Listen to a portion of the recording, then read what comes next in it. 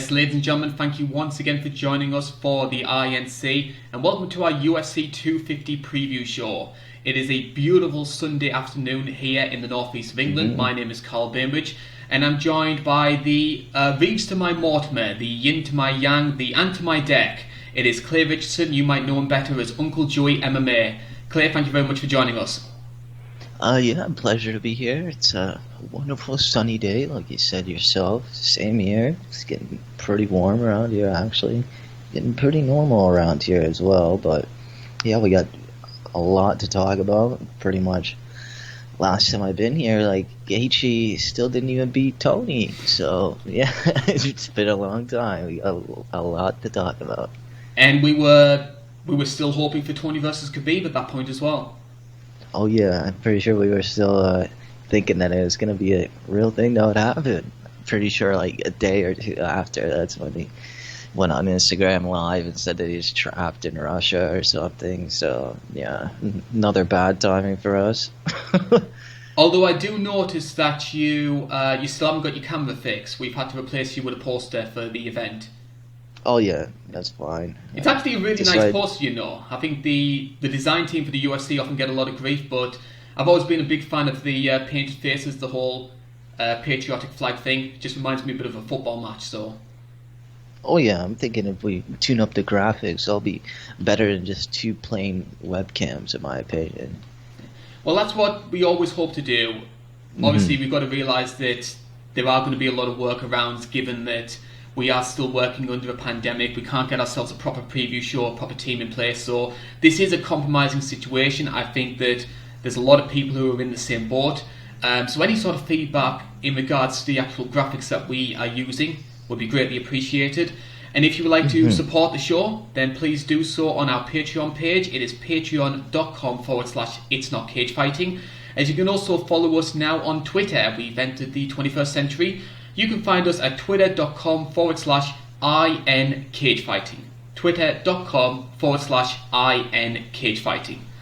With that being said, we'll need to get on with the show itself. And normally we use this opportunity to talk about some of the upcoming fights which have been booked, potential rumours which are in place, some of the storylines that are going on in the world, and there have been plenty.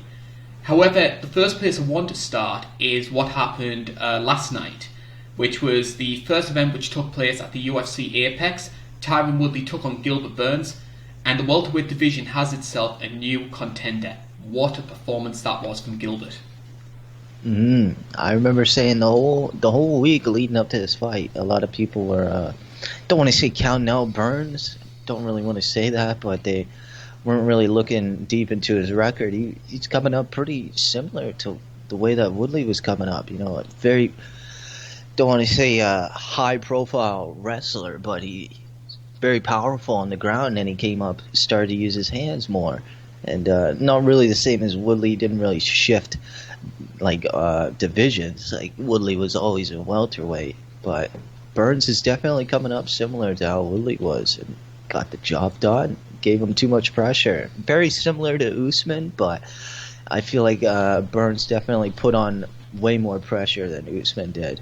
Usman held on a bit more to Woodley than Burns did. I think the thing that really stood out for me when it comes to Gilbert Burns in regards to this fight was how fearless he was. You can tell that this is a guy who has so much confidence in his abilities. And I think he always had potential to be great. I think the move to welterweight definitely helped him. I think we're seeing a lot of guys right now who are realising, hey, we don't need to be cutting so much weight to get down to, say, 145, 155. If you do have yourself a smaller weight cut, you're more hydrated, you can carry yourself a little bit more muscle, and we're starting to see the benefit of that with Gilbert. I think, from Woodley's perspective, it's not a good performance. I think yesterday was the death knell for Tyron Woodley as a title challenger. I can potentially maybe see him still hanging around the sort of top 5, top 6 place now, but he's the guy you go through now to be getting the big fights, rather than the big fight itself. And I think it's a shame as well, because, I mean, Tyron Woodley's title reign maybe might not have been the most explosive, the most entertaining, but he beat some hell of a good names on his run to the belt. Yeah, he beat a lot of guys that were clashing with him stylistically. I feel like a lot of people thought Wonder Boy would go in there and piece him apart with flashy karate kicks and stuff like that. But Woodley definitely turned the tides, and he had perfect game plans for his opponents. Like Damian Maya, had absolutely nothing for him, and that's when Maya was on second win there. He was looking like an animal when he choked out Rick Story, and then he destroyed Damian Maya and made Damian Maya not even the same fighter anymore. He's not even the same guy. So, yeah, Woodley was definitely, he had the good IQ for a champion, just not a good personality for a champion. I think from Gilbert's perspective as well, I think in some ways, I think him winning this fight was going to be a good benefit for the UFC, because as good as welterweight is, and as competitive as the title scene is, we've got quite a few sort of, dare I say, divas at the top. I know it's a bit of a harsh term to use, but I mean, you've got guys like Usman, Colby, Masvidal. Tyron was up there as well. You've got guys who are sort of meandering around the big fights, saying, well, I don't really want to fight him because he's not a good match stylistically. I will fight him, but I expect more money. So if you have Gilbert up there, who's just basically a, hey, I'll fight anyone at any time, sort of a company man, the UFC are going to think to themselves, well, we don't really want to pay Masvidal like $100 million to fight Usman. Gilbert's going to do it for much less. I honestly believe Gilbert has a good chance of getting that next title fight if them two start pricing each other out. Well, yeah, if it keeps on stalling out, I could see them doing something like that, because that's sort of what happened with Colby versus Woodley, I believe. Colby probably had some injury or something, or he was definitely stalling out in their eyes, so they went ahead and did Usman versus Woodley. Oh yeah, they did it. I guess they did that, and then I guess they did it again with Usman versus Woodley. Is that what I'm thinking? Like the same thing happened again? Thing. Yeah. So, yeah, as you said, a lot of people are stalling out at the top of the division. You don't have those Cerrones. You don't have RDA. When he was up there, he was fighting a lot. He was getting the gears turning on welterweight again. So. And then you've got Leon Edwards as well. Yeah. He's another guy to add into the mix. Yeah, but we don't know what's going to happen with him. He's kind of trapped right now. I haven't heard anything coming from him. So that's one of those guys that'll go silent for a while and you won't really hear about him. Well, what I've started hearing, which might be a good thing for Leon, is we're starting to see a lot more fighters outside the US who are getting booked for fights. And I know that the US government changed some of their policies in regards to who they consider necessary employees, and those include athletes. So we could start seeing some of those international fighters like Leon starting to get fights booked, because I know that Alexander Volkov is going to be fighting Curtis Blades in, I believe, 2 weeks' time. And Volkov does most of his training over in Russia, so they must have some confidence that he's going to be able to get into the country. Yeah, I don't think Putin's going to be signing like an exclusive order for Volkov. Like maybe if he was fighting Stipe, but maybe they got private UFC jets or something. Maybe they're chartering out a whole fleet of jets for fighters or something at central airports or something. I don't know. But I could see them maybe doing something along the lines of that, or maybe it's opening up the gates for Fight Island fighters to come along and fight there. If that's still even happening, though, but it's. I think that's a marketing. We're going on and on and on, and nothing's really happening with that. So I think by the time the preparations have been put in place for Fight Island, it's not going to be worthwhile, unless it's a way to sort of bring back the Ultimate Fighter, so we can sort of make it sort of like an MMA Survivor hybrid. Man, you gotta tweet Helwani or something. We gotta get the word out for that. That'll be extremely interesting for a reboot. Colby versus Masvidal. Tough Survivor at Fight Island. That's perfect. I want Darren Till as a coach. If you're bringing back the Ultimate Fighter, we have got to have Till as a coach. Till and Adesanya. Yeah, they'll do one of those seasons. Well, I guess they could fight at the end of it. We'll have to see.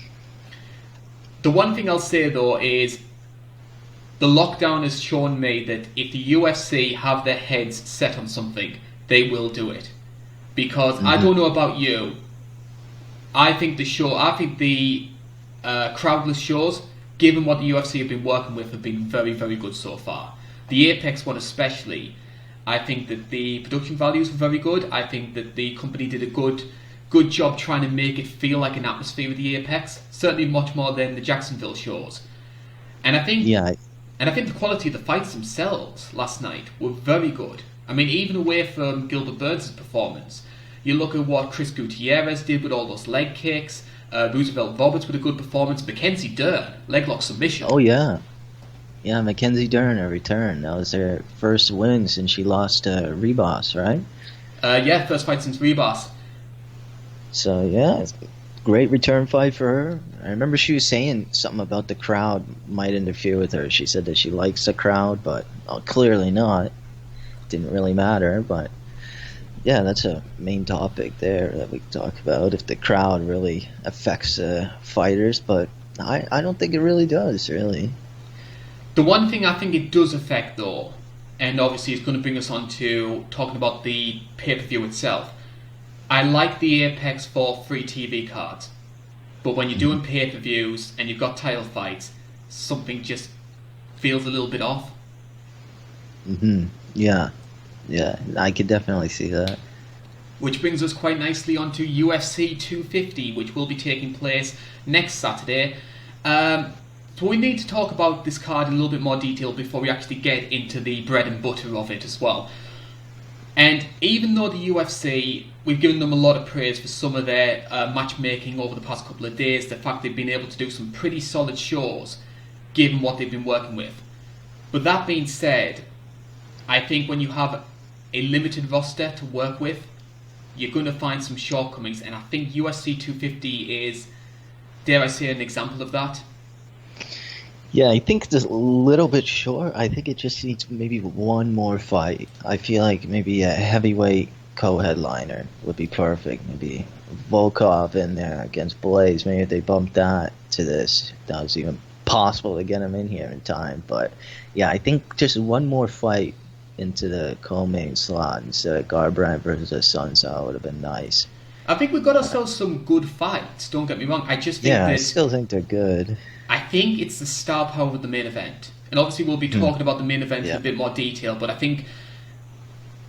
I mean, I run polls on the YouTube channel asking people who they think is going to win any of the title fights, main events that happen on any of the cards. And the most liked comment so far for this one was, "Who cares?" That's funny. I like that.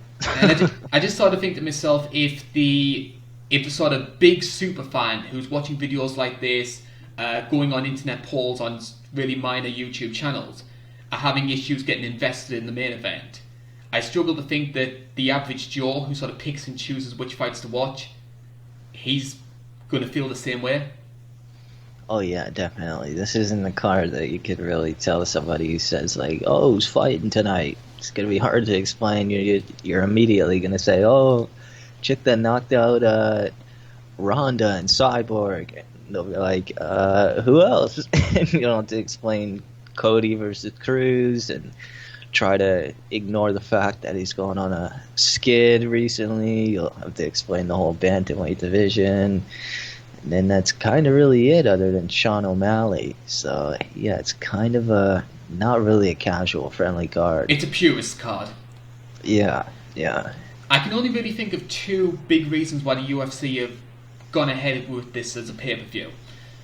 Number one, there's rumours that the UFC have a contract with ESPN that they have to put out a certain number of pay-per-views over the course of the year. So maybe this is just one to just sort of burn off that side of the contract. But also as well, a lot of people didn't expect Ferguson versus Gagey to do good numbers.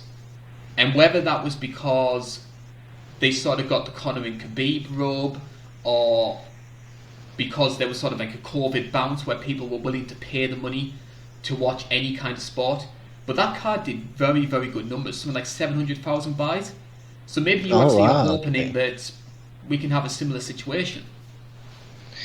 Yeah, maybe they're trying to test the waters again. They're trying to do another pay-per-view quick. It seems really quick. Like, let me see here. What was 249? Oh, like little over a month ago. They're trying to get it over again. They're trying to test the waters one more time to see if it works. But yeah, definitely could see them trying that. But I do think it's part of the contractual agreement. But I don't know. There's both cons and pros for each side of that you could look at. I mean, if it was me, I would have done this as a fight night. I think this is a good fight night card. Oh yeah. If I was American, I wouldn't pay the money for it, and that's just me being honest. Oh yeah, yeah. I don't blame you. I'm not telling you to pay your money or not. I never say that on this show. I never tell people to pay or not. I've never said that. That's pretty funny, actually. I should probably say that more often. But, yeah, this one I wouldn't buy this one. But if it was a fight night, that seems pretty good. If it was like a fight night in Florida or something with a live audience, I think that would be a really good idea. But Nunez would get pissed if they did that. I don't see her agreeing to that.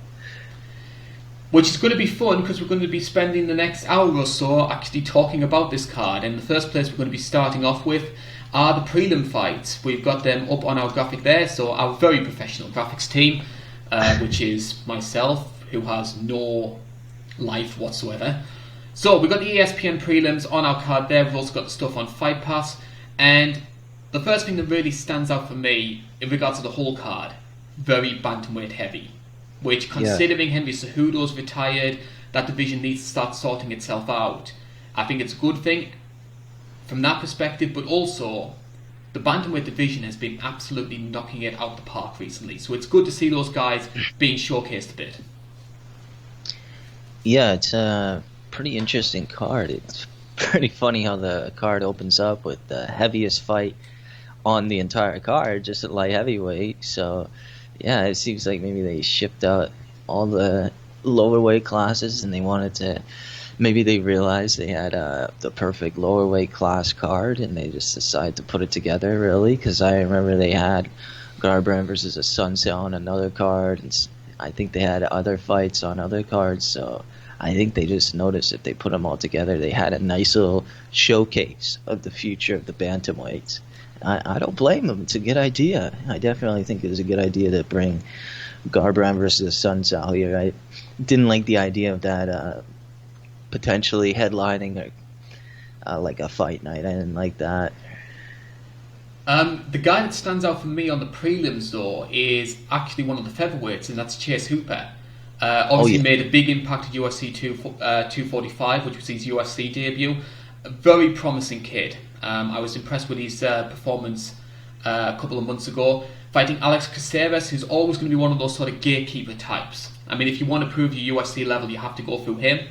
And I've noticed as well, we've got Chase Hooper and Sean O'Malley on this card, so Ben Askren's kids are really knocking out the park right now. Yeah, I noticed that, actually. All Fro card.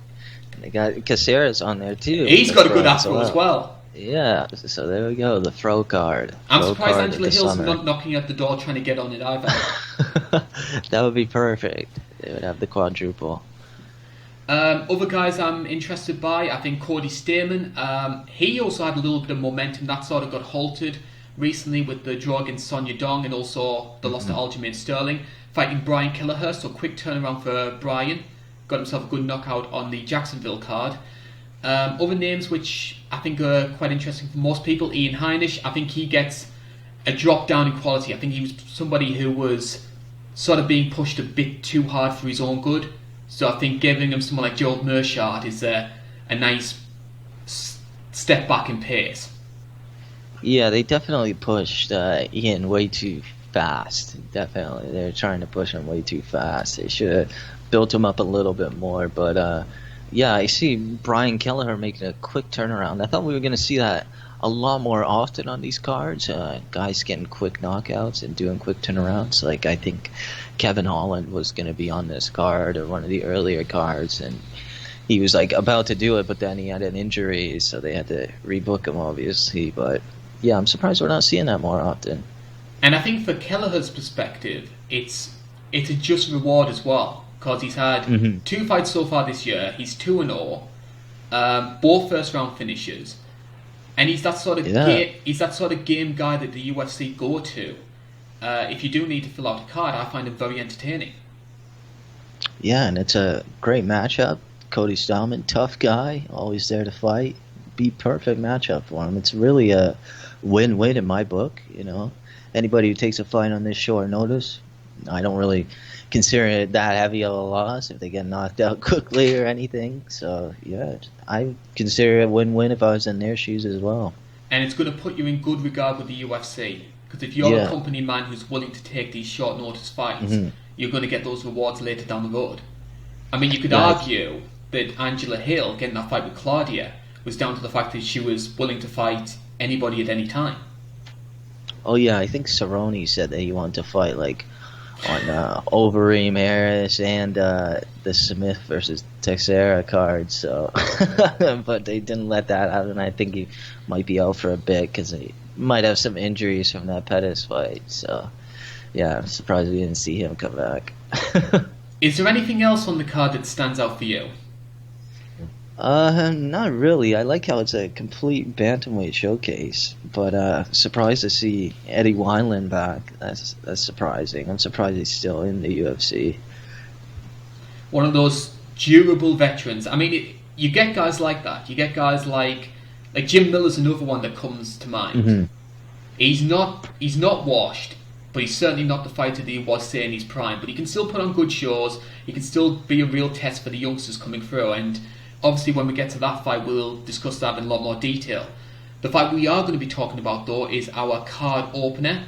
And we're going up to the welterweight division. And speaking of quick turnarounds, Neil Magny is back in action. He's going to be taking on Anthony Rocco Martin. We've got the betting odds for this one. You can get these from Bovada. Neil Magny is a minus 150 favourite. You can get Rocco Martin at plus 120.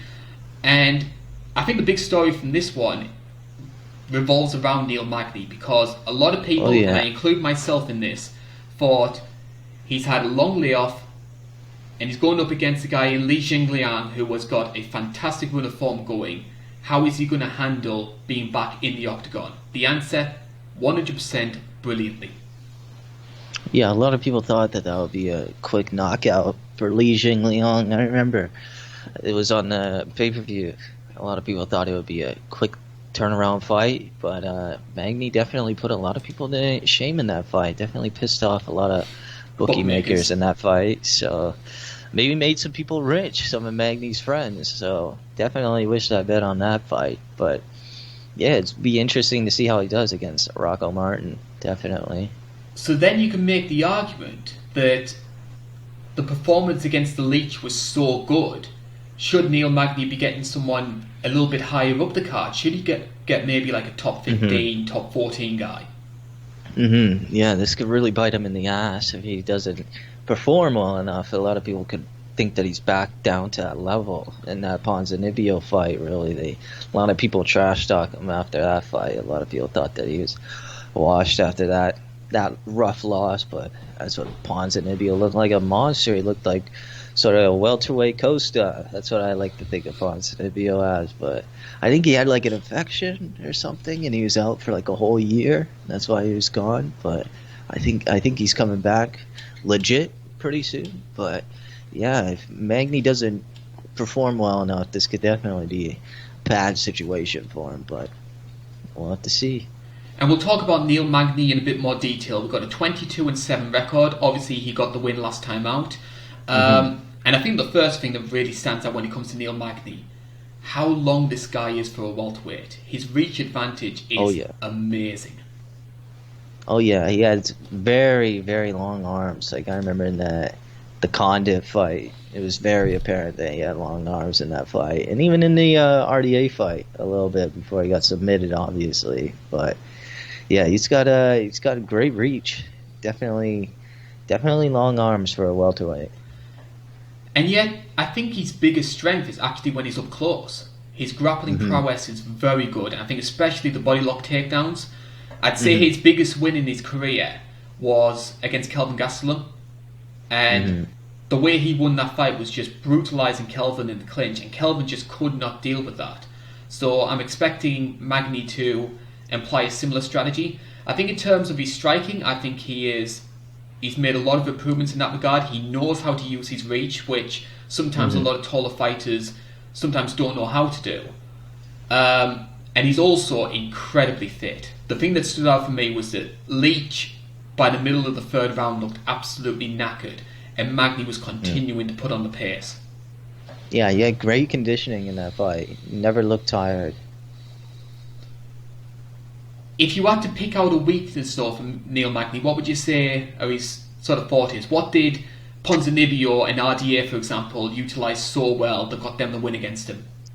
Probably constant pressure. If you just constantly pressure him, like Ponzinibbio, he just constantly stalked him down in that fight. Just constantly threw shots to the body and to the head. Very, as I said, very similar to Costa when he fought. Who was that? Who did he fight? Was that Uriah Hall? Uriah Hall. Pretty similar. Yeah, it was very similar to that fight. It went on pretty longer because I'm pretty sure the Magny versus Ponzinibbio fight that didn't end until like the fourth round. Like that went on for a while. So yeah, definitely pressure is his weakness if you get a guy with heavy hands like that. And I think as well, when you've got a guy who likes to stay on the outside, likes to keep his distance and throw a lot of push kicks in the way that Magny does, the best way to neutralise that is by swarming them, just not giving them the opportunity to do so. And I think what's going to be interesting in this one as well is I don't think that Magny, for a wrestler, has the best wrestling defense. He does get taken down quite a lot, and although he does have a good submission game, so maybe he isn't really as focused on staying off the ground as what most people do, I do find that quite interesting that for a wrestler, he doesn't have the best takedown defense. I know I just repeated myself there, but sometimes this happens when you are put on the spot a bit. No, I see what you mean though, because in when he fought Johnny Hendricks, like that whole fight, he was pretty much on the ground with Hendricks. Like it pretty much looked like a Maya sort of fight. Like he was just on the ground with Hendricks the whole time. So yeah, it's pretty interesting to see how his takedown defense can be pretty thin sometimes. It's not really the best, especially in that RDA fight. Like he just easily swept in and submitted him. It was quite a controversial decision that Hendricks won. I remember the crowd not being too happy when they gave it to Magny. Yeah, I remember my brother. I was watching that. Like that must have been the New Year's card. That must have been the 30th. So I remember we thought Johnny Hendricks should have won that, and that was before Johnny Hendricks sort of went on that massive skid. Like I think that was his sort of last sort of sparkling hope to really hold himself up with the top welterweights, but that sort of disappeared pretty quickly. Now he's gone. And it's such a shame as well, because people forget how good Prime Hendricks was. Oh yeah, you watch that John Fitch fight, you watch the Lawler fights are really good. I think those fights are sometimes more entertaining than the McDonald fight. A lot of people always bring up the Roy McDonald and Robbie Lawler fight, but that one's I think it's a little bit overhyped. Like you go back and watch it, the audience was booing in the early rounds. You can hear that they were booing that fight. So, but I remember the Lawler versus Hendrick fights. Those are great fights. Great little duology of fights there. Getting back on tangent when it comes to this fight, though, we've obviously discussed Neil Magny in a lot of detail. We need to talk about his opponent, because Rocco Martin is no slouch either. I mean, we've got a guy who's been on a good run of form. He's won 5 of his past 6. His only loss was against Damian Maia. And I think it's been... Obviously, we talked about Gilbert Burns and his transformation since moving to welterweight. Rocco Martin isn't obviously at that level yet, but I do find it interesting that for a long time he'd fought in the UFC. He was Tony Martin. He was just sort of this generic prelim fighter. Okay skills, especially good on the ground. And then he moves up to welterweight, grows out the sideburns, starts calling himself Rocco, and all of a sudden we've got one of these sort of really entertaining guys outside the top 15 that sort of welterweight's known for recently.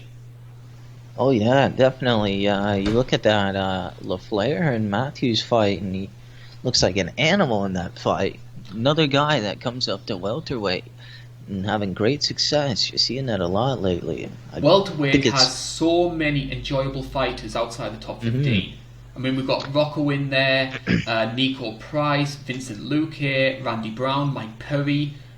It's a murderer's row, that division. yeah, it's completely stacked. Really, you can always have a good fight in welterweight. I think when we look at Rocco Martin's record as well, first thing that stands out for you, 9 out of the 10 stoppage wins are by submissions. So we know if this fight's going to go to the ground, we know he's going to be a threat. Definitely.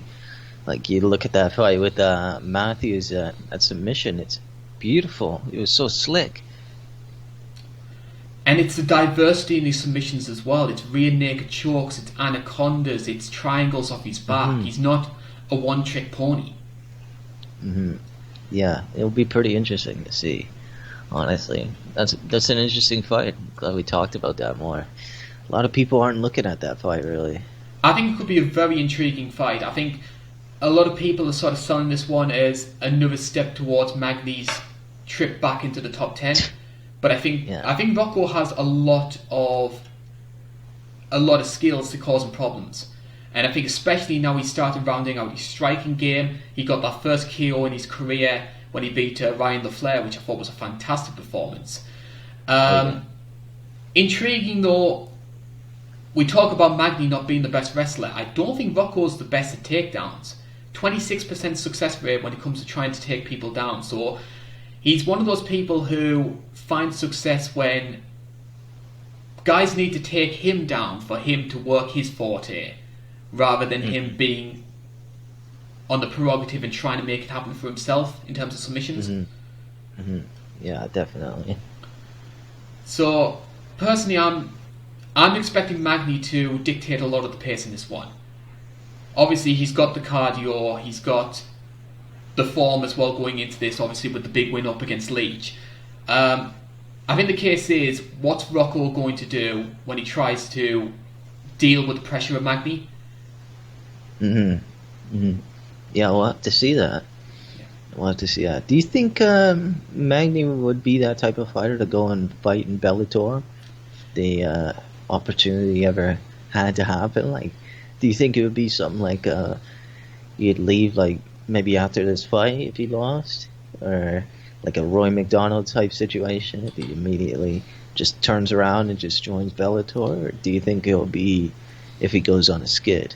I think Magny would leave for Bellator. I could see him in Bellator. Yeah, but I like, could only could see him doing that if he doesn't believe that he'll ever be a UFC champion. And I think he's still got that fire in it. Okay. Yeah. Yeah, makes sense. Your predictions for this one? I'm going to go with Rocco Martin on this one. I think he gets it done. What would you say, submission, decision? I'm going to say decision. I don't think Magny gets finished unless it's like an RDA, a hungry RDA, or somebody that's a really elite level that would be fighting for a title. I think Rocco has a lot of good skills, but I don't think he has the swarming style to beat Magny in the way that a Ponzinibbio has. So I think that Magny controls the pace of the fight. I think that Rocco tries to keep up with him for a good portion, but we start to see that cardio of Magny take control. I see him winning decision either 30-27 or 29-28 with the first round going to Rocco. Okay. You gonna put money down on that? I only bet when it's a massive underdog in the main event that has a path to victory. So you're doing that for this main event?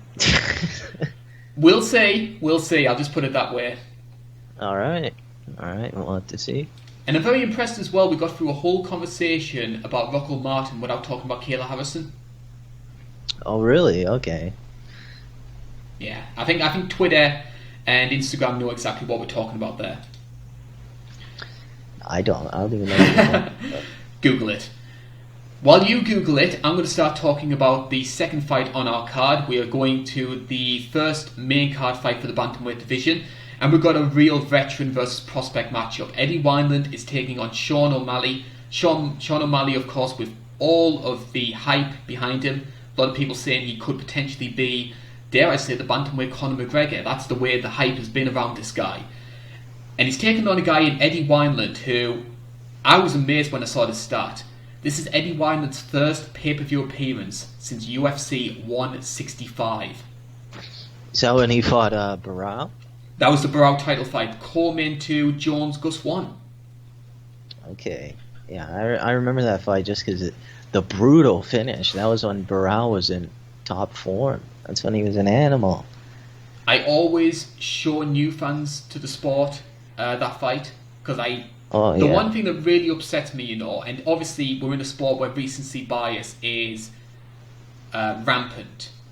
But when you have a guy like a Renan Barao or a BJ Penn or a Johnny Hendricks who maybe is seen a bit mockingly these days, I always show them fights in their prime. And I always say, this is how good this guy was. This is why people loved him so much. I mean, especially BJ Penn, who I still consider one of the best lightweights of all time. I mean, I show them the Diego Sanchez fight and how good BJ was in that one. Oh yeah, that BJ fight with Sanchez is incredible. A lot of people don't bring that fight up. I like that one a bit more than Sanchez versus Melendez, in my opinion. I just think that one's just insane. I love that fight. I love Sanchez versus Gilbert. Mm-hmm. Yep. That's a good one. That's a good one, though. Can we expect a good one from Eddie Wineland, though? Obviously, veteran of the sport. Maybe hasn't been in the best of form recently. He's 4-4 since the Barao fight. But a lot of people were writing him off when he fought Gregory Popov at UFC 238. And he put on a masterclass in that fight. That was a proper, hey, welcome to the UFC. You're not good enough yet. Yeah, it was definitely a good turnaround, but he barely fights. Like, he fights like once a year, basically. Do you think that's maybe a good thing, though, when you get to someone who's maybe been around a bit longer than what most people have? Yeah, really, if you're in a comfortable situation where you can do something like that, where you don't have to pull the Cerrones, where you're constantly fighting, or you gotta pull in those work hours just to do every 3 months fights, I guess go ahead, more power to you. Like, you might as well. If you're in that type of age and you're in that stage in your career, you might as well. But could you see that? Wait, could you see that happening with someone like Overeem? Could you see him doing something like that?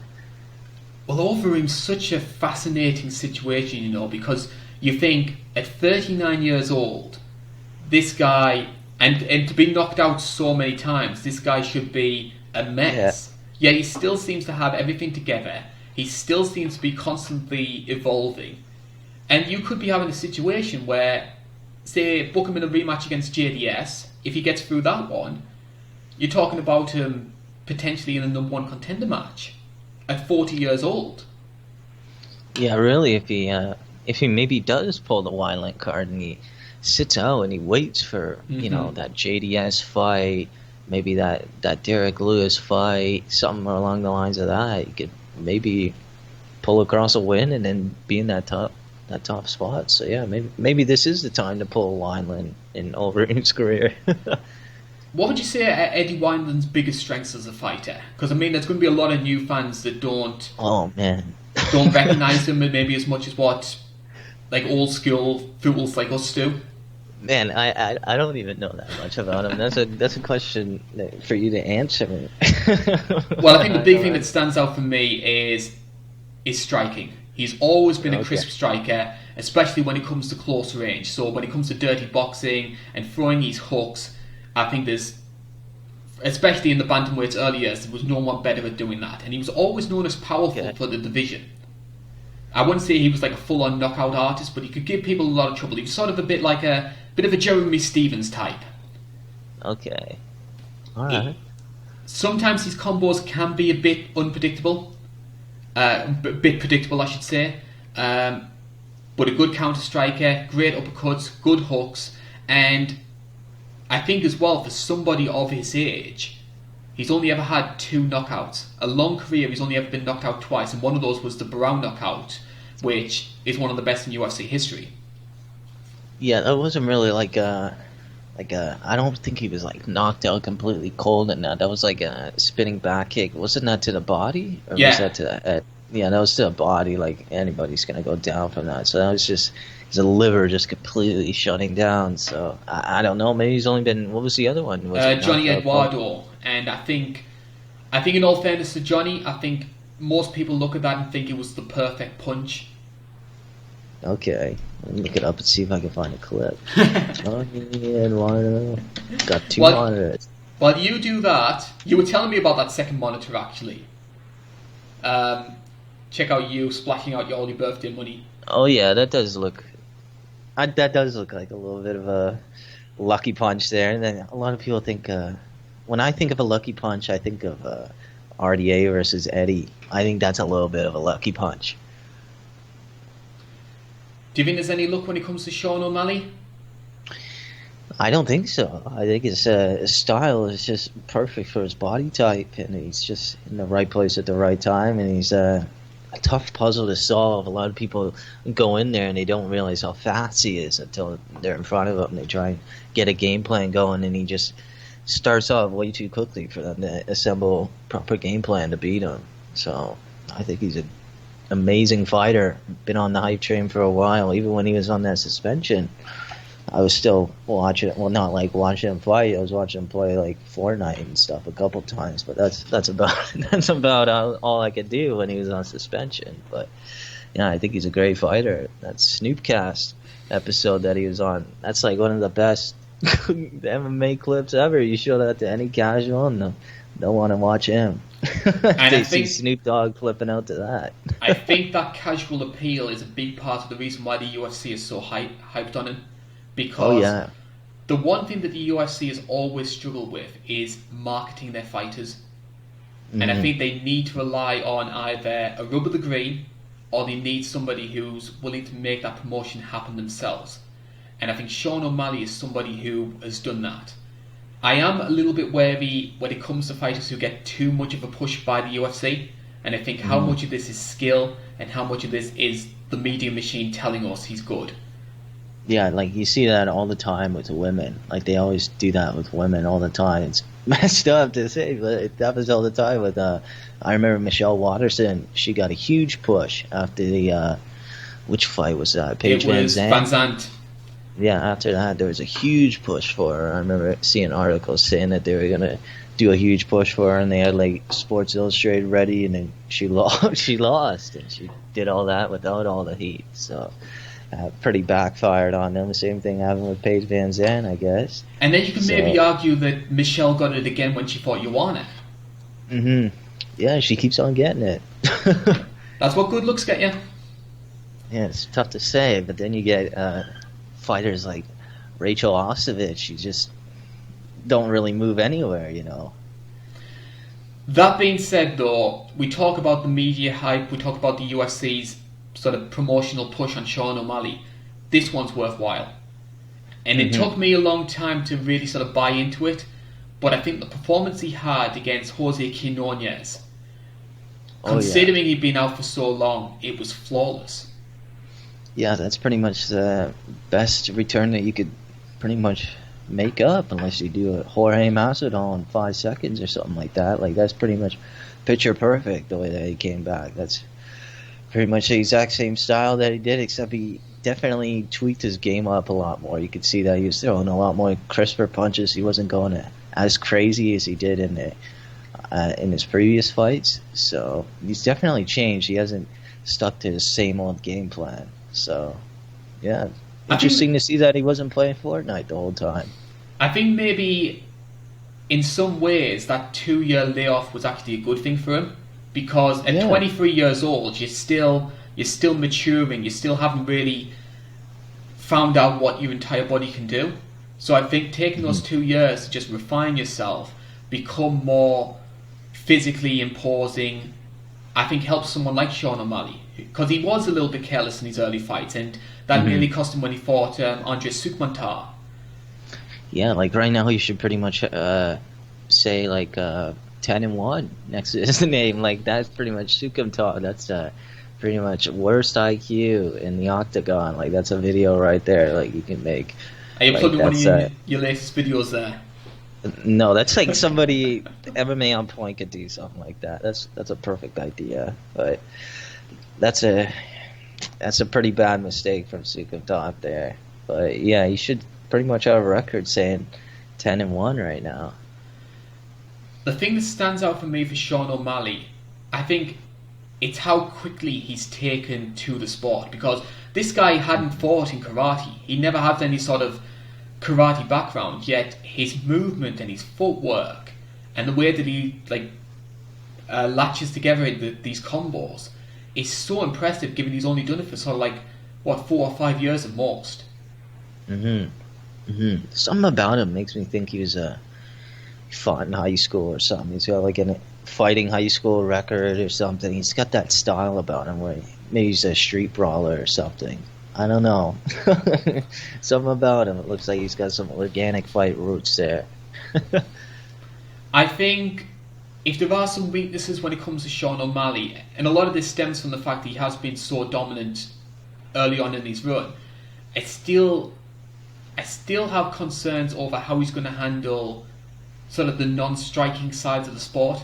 How good is his submission game? I know he's been doing a lot for Submission Underground and competing in a couple of quintet events, so he has been working on that.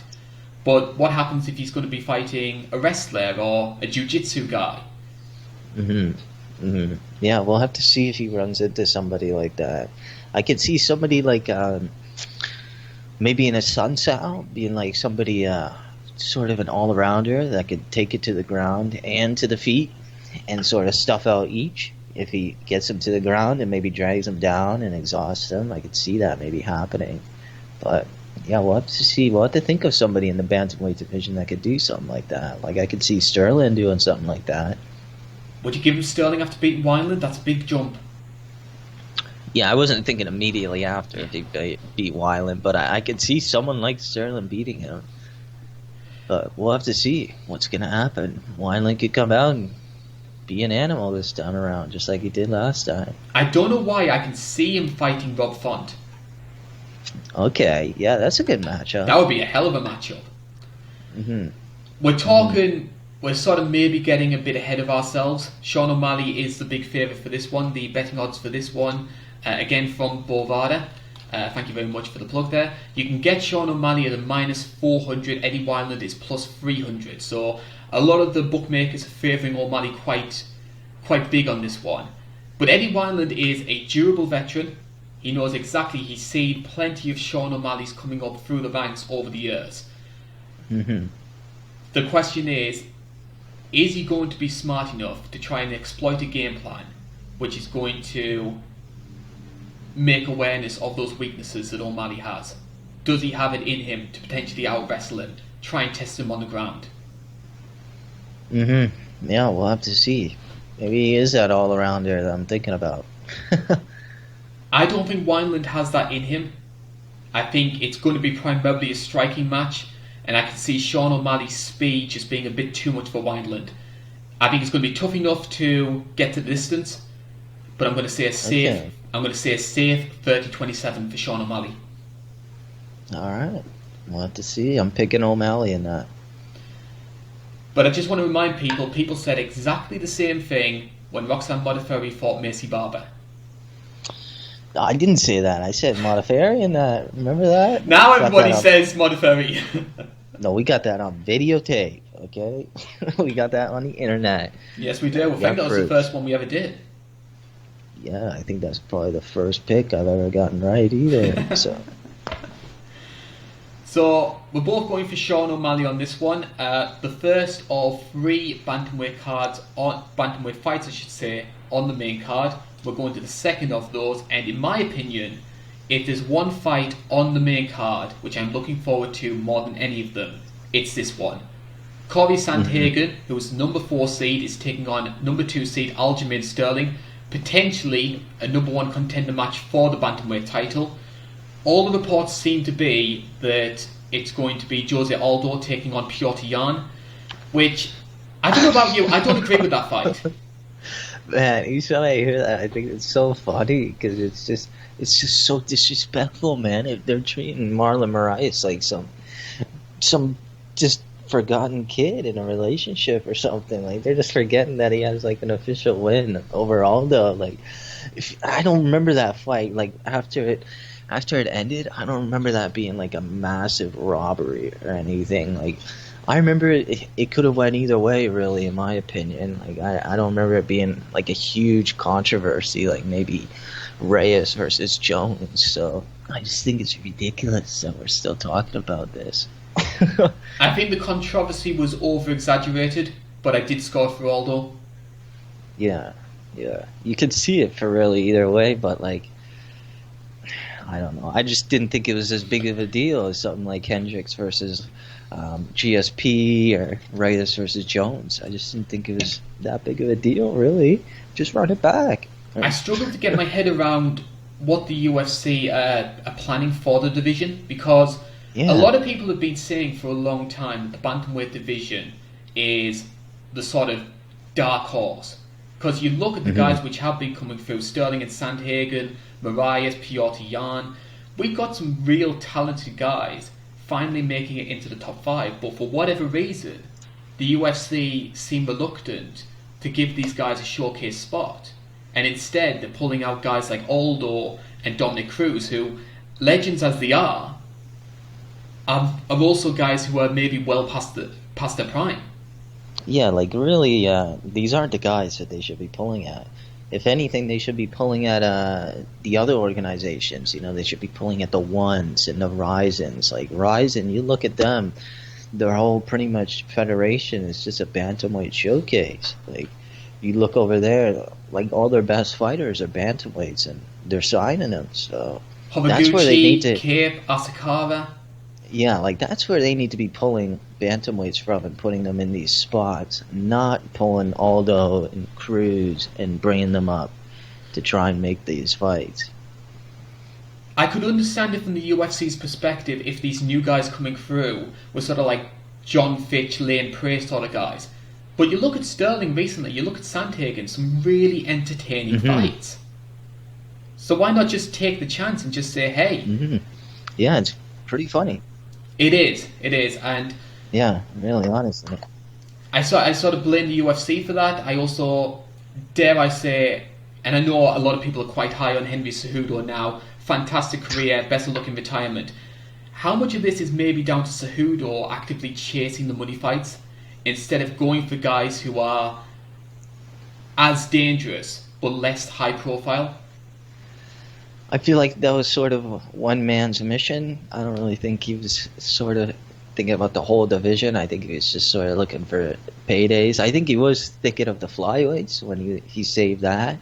But after he fought Marlon and he realized that he could touch that high gold, I don't want to say got money hungry, but I think he realized that he could chase those type of fights. So that's what he was trying to gun for, and they just didn't want to bite, I guess. Now he's gone. Do you think he'll be back? I definitely think he could come back. If you have a fighter that goes on a run, like you get that Jan or that Sandhagen that just clears out the division in a year or so, calls out Cejudo, I could see them paying Cejudo like 1.5 million or $1 million to come back. I could see them doing that for like UFC 290 or 295 or something like that. I could see them doing that. Very specific number. Yeah, I'm thinking of like a year or so from now. Like I don't know, like 285 or something.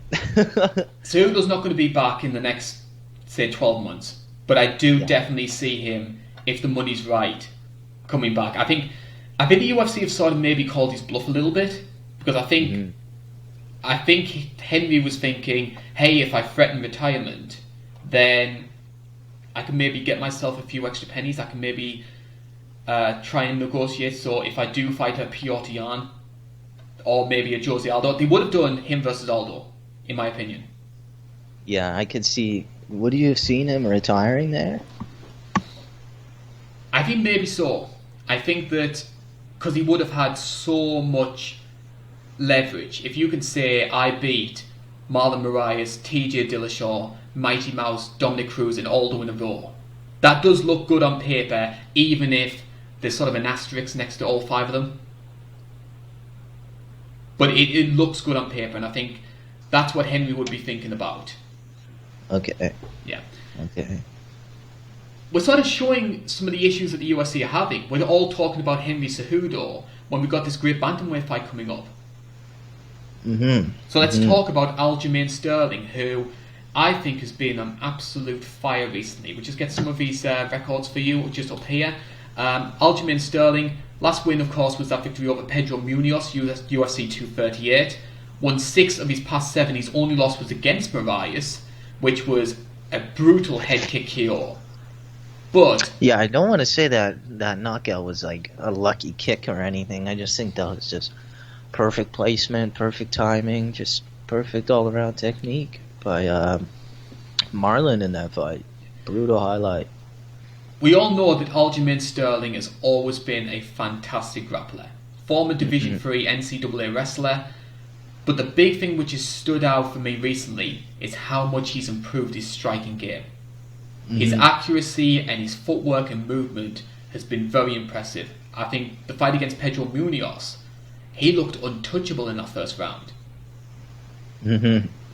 Yeah, you're seeing a lot of sort of the best type of MMA fighters you can see are sort of those wrestlers that adapt and get those high-powered striking abilities. You can see that's sort of the gateway to greatness in MMA, and Sterling is definitely, he's almost there. He's getting close. I think the other thing that people have started having success with, I've seen this with a lot of champions recently, they're realising, hey, if I don't get hit, I'm never going to be in any danger. So a lot of these top champions right now are becoming increasingly elusive.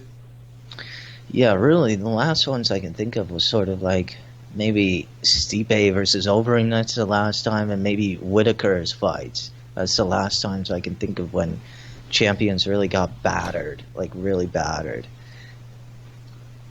What about Jermaine's up kick? Oh yeah, that's true. Yeah. That's true. What's your big thing about Aljamain Sterling? What do you think has caused this sort of upturn in his performance recently? Because there was a time when people sort of called him a bit of a flushed bust. They just thought, hey, this guy does have a lot of promise, but now he's lost 3 fights in a row. Now he's lost 3 fights, I should say. Is he really going to be that big breakout star that maybe people thought he was when he entered the UFC? And yet he's turned it around. What's been the big change for you? Really, I think it's sort of to overcome that loss, really. It's sort of like it never really happened to him. He's just going on like it never really happened, and it's worked in his favor. He's got a great mental game. Definitely. And he also has a great submission game as well. Obviously, we talk about his wrestling, but I think the way that he can chain submissions together, I think the Cody Stamen fight, I think is the best example of that. Because definitely. I think if you want to give people a good example of a high level, exciting wrestling match in the UFC, I don't think you can go any wrong with Sterling versus Stamen. And then of course he had that Saliwev stretch to finish it. Yeah, that's a great fight. Great fight and a very unconventional fighter. I think that's the real thing that excites me about Aljamain Sterling. He maybe doesn't have the power that, say, someone like Marlon Moraes has, and that's maybe the reason why the UFC overlook him, because he doesn't finish fights all that often. Yeah, he's not really that highlight reel machine that you could do. I thought this fight against Pedro, though, that had some good highlights in there. That was a great fight. Yeah, pretty good fight. That should have been a number 1 contender match, in my opinion, because Munoz was coming off the Cody Garbrandt knockout as well. Yeah, I think maybe it was that his first fight right after the Marlon loss? Maybe that was something to do with it a little bit. Maybe that's why they didn't set that up. But I think he fought, after the Marlon fight, he fought Brett Johns, got the win there. Okay. And then it was Stamen, then it was Munoz. Oh, shit. Okay, I was way off. Alright. Hey, trust me, I have been way off so many times when it comes to these sort of shows. But the one that always sticks in my mind was I once said Tyson Pedro would be a top 5 light heavyweight. That makes you feel a bit better, doesn't it? Yeah, but I could have seen where you were thinking that though, and I could see in the timeline where you were thinking that, the MMA timeline. I've thankfully been a lot luckier when it came to Corey Sandhagen. This was a guy who I rated quite highly for a long time. I've always said that there's three sleeper fighters that I personally have in the UFC. Cyril Gane, Shane Burgos and Sandhagen. And I'm glad that Corey Sandhagen is getting the opportunity on pay-per-view to show people and say, hey, this guy could be a top fighter in the bantamweight division. His striking has been compared to Dominic Cruz and TJ Dillashaw. Maybe he doesn't have the movement of those two, but I think, again, very free-flowing, knows how to use his reach, good use of the jab and his feints. Against John Lineker especially, the way you cannot afford to get in the pocket with John Lineker. And Corey did a fantastic job staying on the outside and really frustrating John. And I think the other thing as well, which I think this is always good when you've got a young fighter coming up, is how they handle adversity. And Corey Sandhagen has already done that. If you look at the fight against Alcantara, he was in a lot of trouble in that fight early on, but persevered, got through it, and managed to get himself the win. So he's already ticked that box when it comes to being a contender. Definitely. I always go to the Austin Arnett fight. Good fight. It's always a good one to bring up. But yeah, he's always been up there, and now it's his time to shine. He's always been that little dark horse, as he said. He's always been in the background there, just building himself up. And again, I think we're seeing this a lot when it comes to the UFC, where we sort of touched on this with Sean O'Malley, because he's not a brash talker, because he's not actively trying to sell the fights. The UFC sort of think to yourself, is it really worth us getting invested in this guy? If he's not making an attempt to try and sell himself, why should we make an attempt to try and sell him? Yeah, you definitely see that a lot. It's kind of hard though when you get those fighters like that, but they put on an amazing performance, sort of similar to Modafferi versus Barber. Like, that must have been so frustrating for Dana, seeing one of his cash cows get murdered like that. Similar to Ngannou versus Stipe at 220. Yeah, 220. That's sort of similar to basically whenever his cash cows just get murdered. I see that often. I guarantee you the UFC will do everything in their power to make sure Modafferi doesn't get a title fight. Yeah, I mean, like Roxanne Modafferi could win 10 fights in a row and she'll never fight for that belt. Yeah, like they're gonna give her like a nightmare matchup. Like they're gonna try and give her like a JDR or something after this fight. What would you say is Corey Sandhagen's biggest weakness? We've obviously talked about the positives of him, but no fight is perfect. What's his Achilles heel?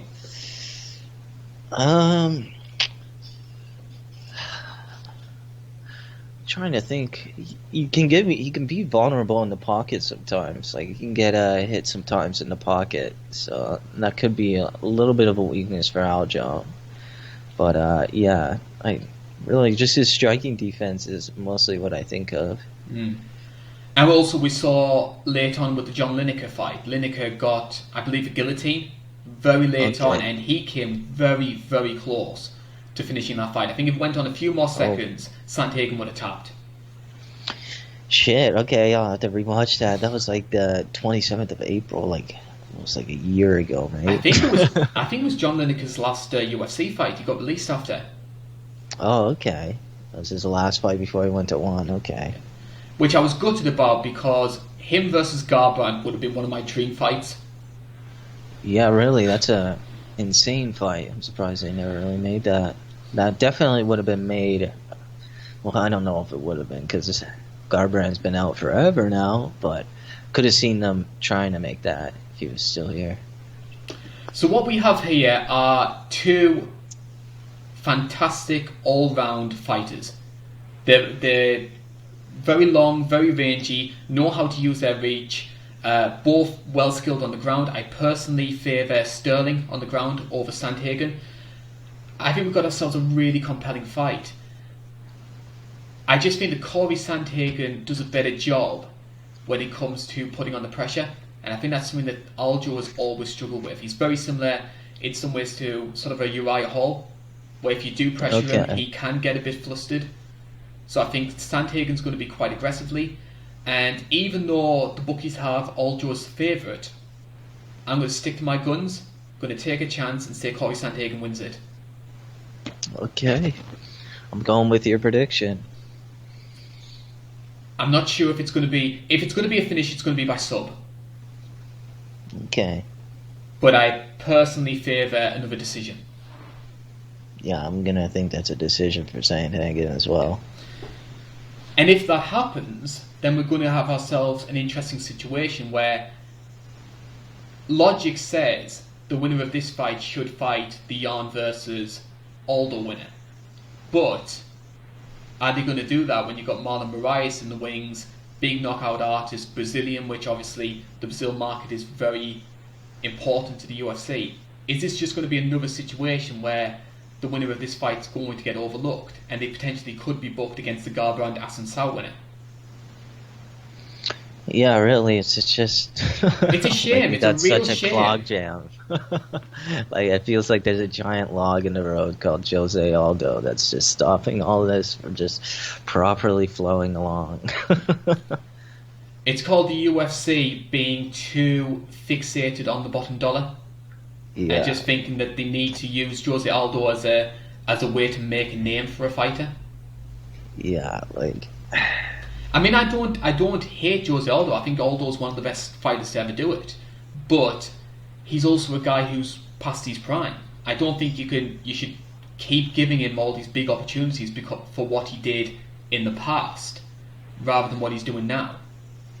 Yeah, like really, best way I can describe this is it sort of feels like Bellator matchmaking. Like if Aldo was in Bellator, this is what would be happening, really. But it just makes no sense, really. Don't like it. Yeah. Speaking of losing streaks and getting big opportunities, that brings us on to Cody Garbrandt. He'll be taking on Rafael Assuncao in our co-main event. And again, even the fact that this fight is being booked over Sandhagen versus Sterling is maybe a sign of the UFC's intentions, because Cody Garbrandt is still a guy that the UFC, I feel, are real high on. Mm-hmm. Mm-hmm. And obviously he's had himself 12 months away. He lost to Pedro Munoz. That came after the 2 losses to TJ Dillashaw. New training camp, a year to try and get himself together, maybe sort out some new game plans, and a big opportunity for him. This is really last chance saloon for Cody if he wants to be a bantamweight contender. Yeah, really, this fight is pretty much Cody's last chance, really. Like if he doesn't get a W in any way, shape, or form, like even just a decision, like this is gonna be really bad, like really bad on his form. Like where could he possibly go? I don't think the UFC would ever cut him, because he is so entertaining, and we know that when he puts it all together, like he did against Mizugaki, like he did against Dominic Cruz, which I think's one of the best performances in a title fight of all time. He can be a fantastic fighter. He just needs to get control of his emotions. So I actually do think that this 12-month layoff that he's had, the move away from Team Alpha Male, I think will do him the world of good.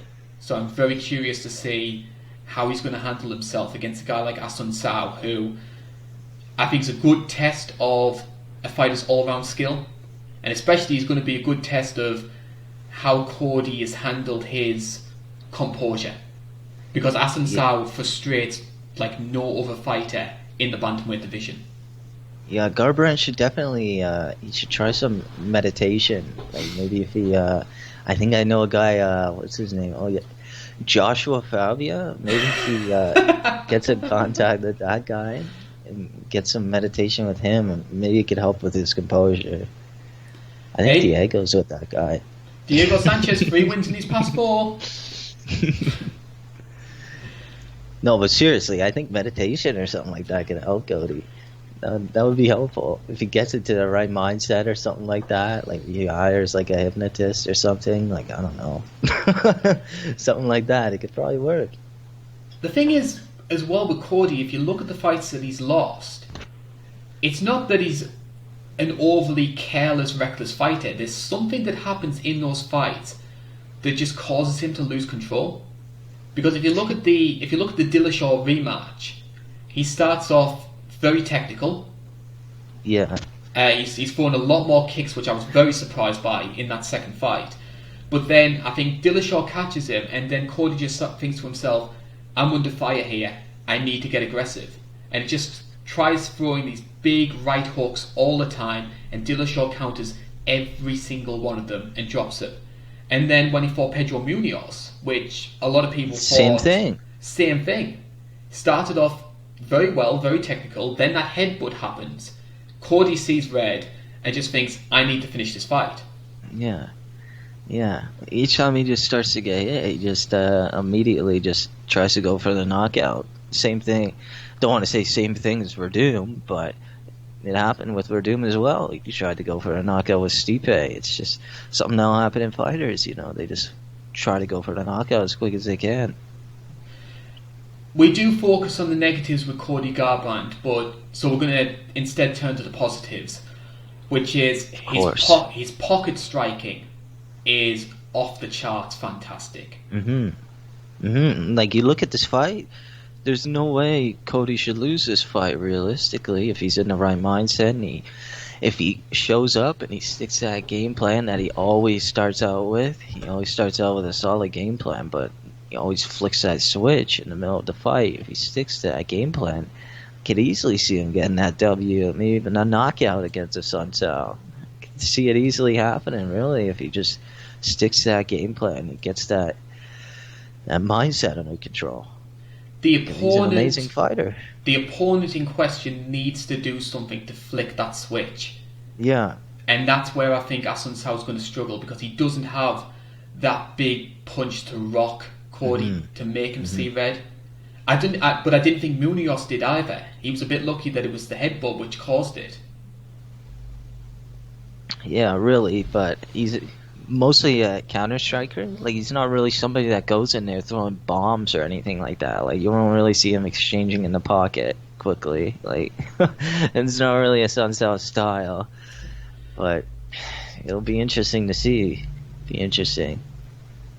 Aside from obviously seeing red, I think another big issue that maybe comes with Cody, and we sort of said the same thing with Calvin Kattar when we discussed that on the past preview show. He is a fantastic boxer. Obviously, he had an amateur boxing background. But do you think that sometimes being so fixated on the boxing means that he struggles with other elements of MMA? Because he doesn't throw kicks as much as what he maybe should be doing. We don't know how good his wrestling is because he's sprawl and brawl so good. Like, really, in that Dominic Cruz fight, he sprawled every single time. Like, it was pretty good, like Gaethje-esque a little bit. Like, he got out of those sprawls like it was nothing, really. So he really has good takedown defense, but we've never really seen him push to the ground. Nobody's ever really tried it. It's not really something we've seen. We know that if he puts it all together, like he did against the Cruz fight, you can have yourself a superstar.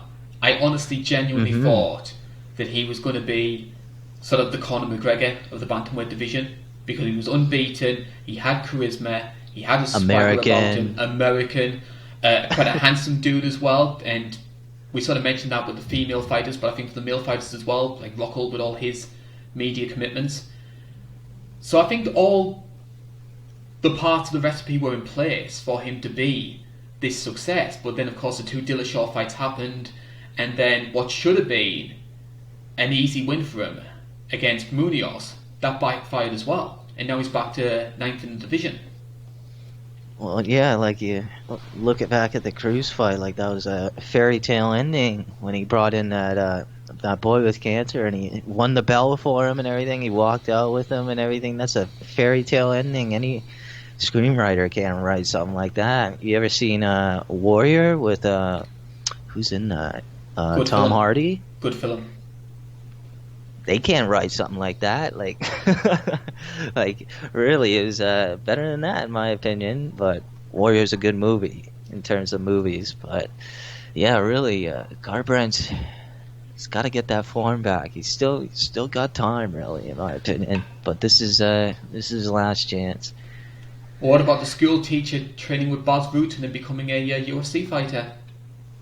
Who was that? Rich Franklin? It's Kevin James. Here comes the boom. Oh. Oh yeah, that's true. Okay, never seen that movie. I always seen previews and like trailers for it, but I've never seen it. I should watch that. Tell you what, for a guy who's not an actor, Baz is actually very good in that film. Oh yeah, I've seen him in like pretty good sketches. There was like what was that? International Fight League or whatever. Do you know what that is? I'm wanting to do a video about it actually.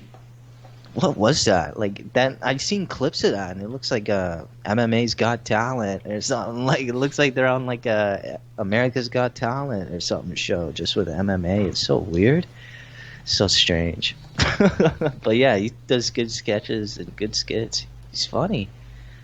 We'll need to talk about Cody's opponent though, Rafael Assuncao. We've got a guy who this guy's been around the block for a long time. You can see that in the amount of fights that he's had. 27-7 record. He was fighting back in the WEC. Oh yeah, and wasn't definitely really a veteran. Wasn't really held in sort of, dare I say, the highest regard for a long time. And then he just piled this massive winning streak. We're talking 8-9 fights in a row. Gets himself to number 3 in the world. Obviously, Dillashaw beat him at UFC 200, and now he's sort of been stuck in that sort of gatekeeper position. Yeah, he's sort of been stuck in the mud. Like he hasn't really been getting that huge win that could really excel him into, the Sandhagens, the Jans, like stuff like that. Even though he did fight Sandhagen, but I mean, there was the Marias fight, which was sort of sold as a number 1 contender match. It did main event a card in Brazil, so I think it was more of a showcase for Marias. But if Assuncao had won that fight, you could have argued it could have been him fighting Cejudo for the bantamweight title. But instead, it turned out to be Assuncao's first finish loss, right? Wasn't that the first time he got finished? So yeah, Definitely by strikes. Yeah, I think I remember. No, it wasn't a strike. It was a submission. Okay, there we go. What would you say are Assuncao's biggest strengths? I don't really know. I haven't really watched many of his fights, but I know he's good on the ground. Like he's no scrub on the ground, but he's mostly a traditional striker. Like he's not really like an overhand power puncher. Like he's sort of basic, really. But it works. Like it works against the general competition, but he can't really break through with it. The best term I've seen used to describe Assuncao is attritional. Everything he does in terms of his striking, his grappling, his submissions are all about wearing you down. So maybe he doesn't finish fights as much as, say, a Cody Garbrandt would, but he's always going to get the decision come the end because he knows how to slow a fight down to his pace and get the best out of himself. And that can frustrate a lot of fighters. And I think it's going to be a real test of Cody's composure, because if Cody isn't finding success early and Assuncao is able to counter and then use his distance game like he did against Rob Font, Cody could very easily get frustrated and start winging the wild punches again. And if that happens, we know how good Assuncao is at counter-striking. Yeah, really, this could be a dream matchup for Cody or a nightmare matchup, really. If he goes in there with the wrong mindset. And I think that's what the UFC are trying to test. Trying to test and see where he is right now. I think had this fight happened, say, 4 or 5 years ago, I would have called this a stylistic nightmare for Cody Garbrandt. But Assuncao is 37 years old in a division which is defined by speed. And I question whether or not he's going to be able to keep up with Cody, who we know is going to be aggressive. Okay, I see your point. So, even though I could see a Assuncao win because of that style set, I think Cody's going to get him in the first round. This is going to be Cody's comeback party. Okay, Okay. Yeah. We'll have to see. I'm with you on that, though. I'm going with Cody on this. Garbrandt in the first round. Yeah, I got Garbrandt in the first round. Putting my bet on that. I wonder if this fight will be going out the first round or not, because it is now time for us to talk about our main event of the evening. The women's featherweight title is getting a rare outing. Amanda Nunes is taking on Felicia Spencer for the belt. And I think the first place we need to start is whether or not this fight is worthy of headlining a pay-per-view, because we did discuss earlier on in the show that the UFC might have some contractual reasons for why they're putting on events, but I think when you look at a lot of the sort of enthusiasm for the show online, they're not really as excited for this one as they would be obviously for a Tony versus Justin Gaethje, or even an Adesanya versus Romero. I think fan interest for this one is purely for the hardcores, because you've sort of got this perfect storm, I feel, of you've got a championship belt that most people see as a little bit of a joke. I mean, the women's featherweight division is 2 women. You've got a challenger who's pretty much unknown, and a champion who, for all of her wins, for all of her achievements, has never really appealed to the casual fans. Yeah, it's funny, really. They built this whole division for one person, and now she's gone. So now it's just there, really, except for, they got it from Megan Anderson and Spencer, and that's really it. And I'm actually going to bring that up a little bit later on in the show. I do question the women's featherweight's future depending on this fight result. If you were in Dana White's shoes, would you have gone ahead with this as a pay-per-view main event? Well, yeah, because you're my friend. Of course, I set this up. So we're going to be talking about, obviously, the 2 girls in detail. We'll start off with the champion, Amanda Nunes. We've got a 19-4 record. Obviously, it's her first fight since her victory over Jermaine Durandamy at UFC 245. I've been interested with a lot of the sort of promotion about Nunes going into this fight, because I wouldn't necessarily say her stock's lower after the Jermaine fight, but I don't think her fan base is as vocal as they were before that match. I think when you had people like Joe Rogan saying, "Oh, there's no argument, she's the greatest female fighter of all time, nobody can beat her," and then in the Jermaine fight, where she did show a lot of vulnerability, she did get rocked, she nearly got submitted, I think a lot of people in the media just sort of said, we need to pump the brakes a bit. We were just starting to get a bit too carried away, and it nearly backfired on us. Yeah, like I remember she was getting, I don't want to say pieced apart, but some of the striking, I could see she was getting frustrated with Jermaine's striking in her last fight. So I'm surprised people weren't really talking about it, really, that Jermaine was kind of putting it together on the feet, but just takedown defense and her wrestling just wasn't there at all for that type of championship. So yeah, this could be a nightmare matchup. I think it was very telling I think it was a good indication of Jermaine's skill set that she forced Nunes to grapple.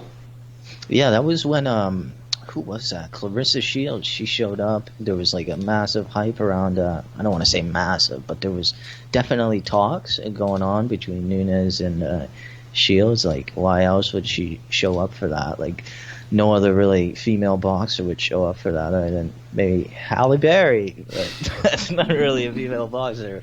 But yeah, so there was definitely some hype around that fight. But then after that fight, it just sort of just died. Like, nobody really wanted to see that, because after that fight, Nunes said, "Oh, if she wants to fight, I'll immediately take it to the ground. I'm not going to a boxing match. She can come to me." So yeah. And I think the other thing that hasn't helped either is the women so far in 2020 have been making a lot of big statements. I mean, we've had Joanna versus Weili, Shevchenko had a dominant defense, Chris got the 4th belt in Bellator, and that sort of means that Nunes has maybe sort of been lost in the shovel. Now, if she gets the win, which I think a lot of people expect it to, that's all going to change. But I think there's sort of bigger fish which are drowning her out, as it were. Like, I feel like all the attention sort of now is, I don't want to say it's completely on Weili, but I feel like a lot of it is on Shevchenko, considering what happened, considering like where they are now since the last time they fought, like in their last fight. I feel like Shevchenko probably has a bit more stock than Nunez. Would you agree? I think Shevchenko's always going to be hindered by having a weaker division. Yeah, that's true. That's It, true. You could say that. I mean, I don't really put as much weight into it as what other people do, but it doesn't look as good to the everyday fan when you've got Shevchenko beating, say, a Jessica Rai or a Liz Carmouche over, say, Jermaine Durandamy and Holly Holm, who are bigger names. That's true. But when you look at the performances that she's Yes. putting in, they've all been incredible. They've definitely been casual friendly. Definitely that Jessica I knockout for sure, casual friendly right there. So yeah, definitely think she's a bit more friendly towards her fans. I feel like she has a bit more outreach in terms of that, but I do see what you mean about the division. Definitely. We'll talk about the champion, and obviously the first thing that stands out when it comes to Nunez is some of the most ridiculous power I have ever seen from a female fighter. I mean, we always talk about these sort of like mythical round one fighters, and she's probably up there. Yeah, first round Nunez. Best way I could describe her is sort of go and watch the Cyborg fight. It looks very similar to Liddell, just with a lot more head movement, like a lot more head movement. But the striking and the way that she throws her hands, very similar to sort of female Liddell a little bit. Well, Chuck was a fantastic counter striker as well, which I think Nunez is a bit more front foot than Chuck was. Okay. But that's just personally my opinion, and I think that's the great thing about mixed martial arts, that a lot of people do have different opinions. I think we do talk about the power, and I think, but I wouldn't say she's just an outright wild overhand type of fighter. I think she has deceptively long jab. I think her leg kicks, she has very powerful leg kicks as well. And we saw that against Raquel Pennington, and you could argue that what led to Chris's downfall was she buckled Chris with the kick, and Chris, dare I say, has pulled a bit of a Cody Garbrandt and just thought, I need to get this done. I need to get her out of here as quickly as I could. But with that power comes some concerns when it comes to cardio, and this has always been the big issue when it comes to Nunez, which is, yes, she is fantastic in that first round, but what happens if you get her out of there? And we saw that against Jermaine Durandamy. Jermaine managed to survive that first round, and then from rounds 2 to 5, it was a completely different fight. Yeah, like you look at the Pennington fight, that went to the fifth round, but Pennington was sort of like a punching bag near the end of that. Rocky was on one leg for most of that fight. Yeah, like she wasn't really putting up really much of a fight for that. So, but you're right. If you get somebody like a Jermaine with proper all-around skill set, sort of don't want to say a Kamaru Usman, but like somebody with that all-around skill set that can get that takedown and can stuff those takedowns and can control on the ground with the clinch and all that, it could be a problem. I've always been curious to see how Irene Aldana could do, because I think Irene Aldana knows how to use that reach. If she has the durability to get through round 1, I think that could be an interesting fight. And I think another thing which is sort of a concern when it comes to Nunez, and I always do bring this up as well, because I think there are a lot of people who are sort of painting this idea of Nunez being invincible, which I don't think any fighter is. I think every fighter has weaknesses. Is how is she going to handle 145? Because we talk about cardio, but surely adding 10 extra pounds of muscle to somebody who maybe doesn't have the best gas tank is a bit risky in my opinion. I mean, you look at her in the Cyborg fight, you look at her arms and her shoulders, she looked absolutely massive. She looked like Latifi, just carrying so much muscle. And you do wonder if she doesn't get this done in the first round, what sort of effect's that going to have? Yeah, we could see her maybe fade a little bit. We'll have to see. 'Cause she does have those problems. Especially if she's forced to wrestle. Because you watch her in that Jermaine fight, you look at her at the end of that 5th round, she looked knackered. Yeah, and Jermaine wasn't really putting up much of a fight No. in the ground game, like at all. And Felicia definitely will. It's not like she's going to be a slouch down there. Not at all.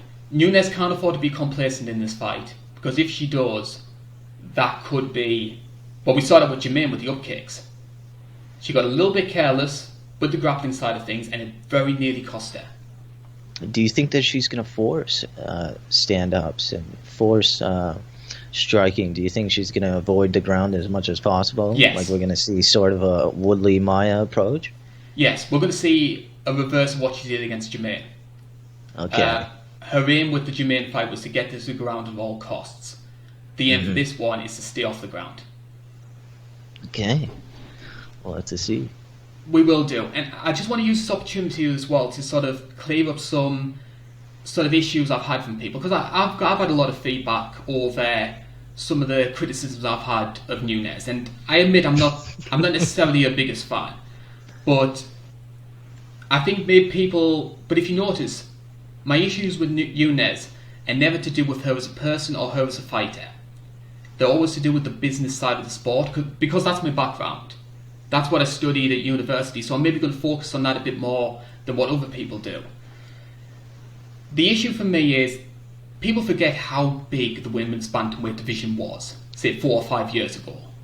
I think the fact that you had 1 million buys to watch women headlining a pay-per-view in front of 60,000 people in Australia. I think that's amazing. And yet, Nunez becomes champion, and that division loses, 90% of its fan base in less than 2 years. Yeah, it's quite strange. Like, you have the biggest, not the biggest upset, but the biggest upset to a return, I guess. And then it just fizzled out, really. That's when, after, that was like 207. After that, up until like 214, that was a horrible time period for the UFC. Like, that's a really rough time period. There was like nothing really happening in that time period. That's the next one after that was 208. Great card. That was a rough card. Honestly, the best thing about that card was Anderson Silva's never-ending winner speech. Yeah. That was so funny. My point is, though, is when you look at it from a business perspective, if you've got... I mean, you can be the best champion in the world, but if the average Joe on the street isn't wanting to watch you fight, it doesn't do the UFC any good, it doesn't do the champion any good, and I don't think it helps the division either, because if they're not invested in the champion, they're not going to be invested in the person the champion could be facing next. And I had the same concerns with Aldo and Mighty Mouse when they were champions. And I think those are the two of the best to ever do it. But it's a concern. And I think there was a lot of people from the Jermaine preview who maybe interpreted some of the things in the wrong way. So I just wanted to put a line in the sand over that. And obviously we can move on and continue talking about this fight. Because if you look at the 4 people who've beaten Nunez in her career, Ana India Maria, Sarah D'Alelio, Alexis Davis and Kat Zingano, 4 very similar type of fighters. Durable grapplers who took the fight to the ground, survived round 1 and took control once the cardio issues started. On paper, Felicia Spencer has those qualities. It seems like an upgraded version of all those fighters. Definitely better than D'Alelio and Davis. But Zingano, it's pretty sad to see what happened to her when she came back. She never really gained that steam, and I think isn't she a free agent now? Is she even she's with Bellator. Oh shit! Okay, I didn't even know that. I wouldn't be surprised if they do Cyborg versus Zingano. Yeah, honestly, because Corker would use that with a lot of leverage. Yeah, I beat the girl who beat your girl. What's interesting with Felicia as well is we've got an 8-1 record here. Obviously, former Invicta champion, 2 wins in the UFC, both by first round submission. Yet the fight that a lot of people are using as leverage to say Felicia Spencer has a chance is the fight she lost, which was the Chris Cyborg fight. and a lot of that stems from how much damage she took in that fight and still kept coming forward. Yeah, really. Like that fight, Cyborg like really just couldn't put her away in that fight. Like Spencer just walked forward and just took all of it. Really, that's what's going to be a telling point for this fight. Really, she's got a great chin. And I think there was only ever one time in that fight where I felt she was genuinely hurt. That was near the third round. I think Cyborg caught her with a knee coming up, and Felicia did go on the back foot a bit. But apart from that, I don't think it seemed to faze her. And I think as well, a good thing from Felicia's perspective as well, even though she maybe does carry a bit more timber than what a normal person would, she's got good cardio. We saw that in Invicta when she fought Pam Sorensen. That fight went into the 4th and 5th rounds before she got the sub. So she can make a 25-minute distance. Definitely. She's got great cardio. Yeah. And she also has great submission skills as well. That Megan Anderson fight. Great fight. I think a lot of people overlooked Felicia for that fight. And I was saying to her, we don't know how good Megan is on the ground.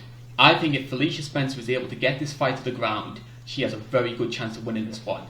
Because I think Megan's got fantastic striking, and I think she started to improve her takedown defense, especially based on what we saw in her last 2 fights. But she looked very amateur in that one. And I think it's a credit to Felicia that she was able to do that. But there's a big difference between Megan Anderson's takedown defense and Nunez's. And my worry from Felicia's perspective is she almost sort of falls into the women's MMA trap. She's not a very technical takedown artist. Because what Kat Zingano did so well against Nunez, if you watch that fight, she was working the body in the clinch, she was throwing knees and utilising these really technical judo trips and judo throws. Felicia doesn't really have that. She sort of just pushes people against the fence and just tries to brute them down. And I don't really feel you can do that at this sort of level.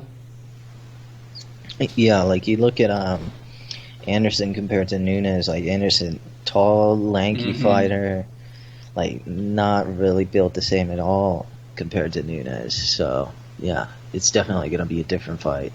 That being said, though, we have seen Nunez taken down, even in the second stage of her career. Shevchenko, who's tiny at 135, she got her down. And even Raquel Pennington, who was on one leg, got her down in the second round. Yeah. It is doable, but it's going to be very hard for Felicia. Especially when I saw the fight against Zara Fair. That was uploaded onto YouTube a couple of days ago. Some of her takedown entries just seemed a little bit amateur for me. And you could even argue that Zara Fair was winning the stand-up. And I don't think Zara is anywhere near UFC level. Yeah. And yet she was causing Felicia problems on the feet. Yeah, and it is at the Apex, so that is a smaller octagon, so it could favor her a little bit. Like Nunez won't be able to run nearly as much, so we'll have to see. But it could also give Nunez the opportunity to swarm her, which we know that she can do. Yeah. I hope that Felicia has made these improvements in her striking and especially in her takedowns.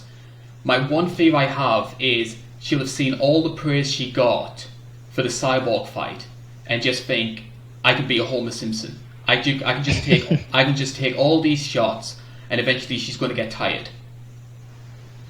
Yeah, that could definitely not be good for Nunez or for Spencer, because Nunez is striking, like it can be very accurate, like right on the button and stuff. So it could definitely be one of those flash knockouts if you're not careful. And that's I don't see Nunez one-shotting her. Okay.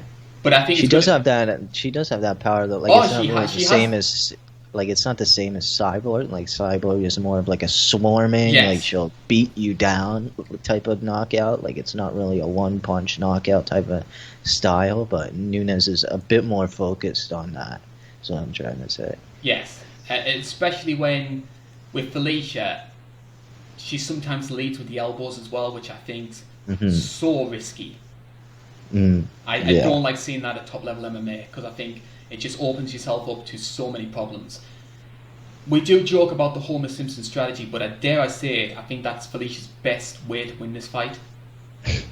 Yeah, if it works out, I could definitely see it panning out for her. Yeah, I'd be interested to see what happens to the women's featherweight division, I should say, if Felicia was to get this done, because the way the featherweight division is right now is it's essentially a vanity belt for Nunez. It's just something for her to carry around and for the UFC to say, look how great she is. But the division itself just goes into hibernation until they decide, say 2 or 3 years down the line, Megan Anderson's ready for the fight. We don't know if Megan ever will be, to be honest. If Felicia was to win that fight, her sole focus is going to be on defending that belt. So the UFC are going to have themselves a choice. They're either going to have to sign girls for the division or scrap the whole thing. Scrap the whole thing and try and convince Felicia to move down to 135. Okay. Well, I'm thinking if Nunez wins by like quick knockout, I'm thinking they immediately scrap it. I think it's going to be like dead overnight. We'll never hear about it again. It was a mistake from the UFC to put the division together. Yeah, really. It was put together so quickly. It was quite strange. Like, I've never seen that before. Like, they put a division together so quickly after Cyborg was so vocal about it when she joined the UFC. It's like they did it specifically for her. It was really strange. Like, I've never seen the UFC bend like that. But I didn't think it was 100% needed either. I mean, you could very easily have done sort of feature bouts against Chris time and again. Okay. You didn't need to give her a belt. But that's just what I personally think. In terms of this fight, we're going to have ourselves a prediction. Personally, I think it would be such a good feel-good story if Felicia won this fight. To be this sort of 6-1 underdog who is sort of a bit of an every girl. She comes across really nice as well, seems very pleasant when you speak to her on social media. So my heart would like Felicia to win this fight from that perspective. My gut in my head says Nunez gets it done in the first 2 rounds. Okay. I'm gonna go with the upset. I'm gonna say Spencer by decision, locking it in. What I hope to see, and I say this from a fight perspective, I hope it goes past 2 rounds. Because if it does, we could have ourselves a very different fight. And I would be interested to see if Nunez's cardio holds up at 145, whether Felicia does start finding some success with the grappling. The longer this fight goes, the more chance Felicia Spencer wins. It's just I don't see her getting into the later rounds. Gotcha. I know what you're saying. It makes complete sense, and I'm with you, honestly. Felicia Spencer by decision. If not, quick early knockout in round 1 or 2 by Nunez. Is a lot of this patriotism? Wanting to get the Canadian fighter to get the win? No, I just think it's a perfect situation. I'm always thinking about the perfect situations in MMA. Normally they seem to work out. The Gaethje one worked out perfectly. And so did Usman versus Covington. So. And I will say as well, mind you, we've done 5 of these polls on the YouTube page since the lockdown, since we came out of the lockdown, for all of the title fights and main events. And at the moment we are 0 for 5. So really? The Patreon, so our YouTube followers haven't got any predictions right. And at the moment, just looking at the poll right now, I posted this earlier on this morning. Amanda Nunes is favoured 89% to 11 for Felicia Spencer. Oh my! Oh no, dude! I'm gonna call it right. 2 pay-per-views in a row. It would be very interesting if Felicia Spencer was to win this fight. It's a perfect timing. And on that bombshell, it is time for us to end the show. We have managed to talk for 1 hour and 44 minutes about UFC 250. Yeah, that's true. Feels like it's been 2 minutes. Yeah. What the hell are we doing with our lives? It's alright. I like talking about it. We certainly do, and we'll be talking about, obviously, UFC 251 when we get back to that one. That'll be happening next month. We'll also be talking about Bellator in a lot more detail. Claire, you've been the brains behind this one. Explain to our viewers what they could be expecting. Yeah, I'm gonna bring a Bellator and Strikeforce encyclopedia onto the show. His name is Teep to the Junk. He's a Bellator diehard.